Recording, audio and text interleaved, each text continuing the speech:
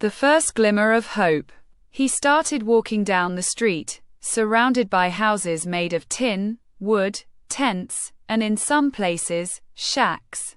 Some who knew him raised their hands to him.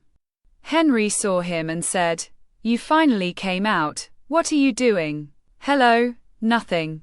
Do you have any work for me? Or does anyone want it? If you find it, let me know. Everything is better for us." "Okay, thank you. Please." He continued walking. A man's voice caught his attention. He said, "Tess, do you want to come here? You can make good money. Give a few people rides. You'll get food for a week." "No, there are other people. You know, I wanted to help you. This is not your place. You've changed your mind. Come on." Tess nodded. He went to a few more places. But the answer was no. He was hungry again. A woman named Barbara approached him and said, "Come with me." She took him to one of the restaurants and ordered a steak. Tess, when the food was placed in front of her, began to eat quickly. Barbara said, "Of course, you haven't eaten in a few days. Eat more slowly.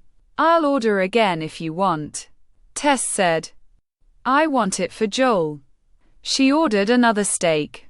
Tess finally finished her meal, took a sip of her soda, and said, "Thank you. I was very hungry.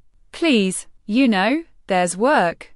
But everyone's afraid, because of Harry and Emil, to find out if they gave you a job or where you are. They'll go to you and them. There are others, but none of them have as much power, influence, or a large market as these two. You and Joel, you made a mistake. You stole that shipment. Tess said, "We stole the shipment of nuts, in retaliation that time. Later we found out it was for Harry. I'll get a job. I'll give you back the food money. It doesn't matter. I'm a guest. There's a job.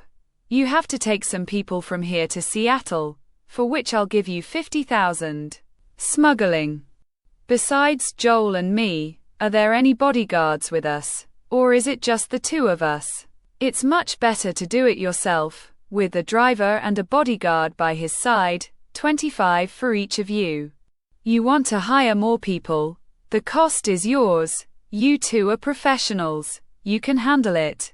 Tess said, "When and where do we pick them up and where should we deliver them?" "Tomorrow at 6 a.m. You will accompany them only to a certain point in Seattle. If nothing happens, from one place to another, you will not be responsible anymore. You will get your money there. We need that money. Give me half of it now and first." Barbara put a bag on the table and from inside it took 2 packages of $100 100 bills and the rest from a bunch. "This is half. Be careful not to hit you."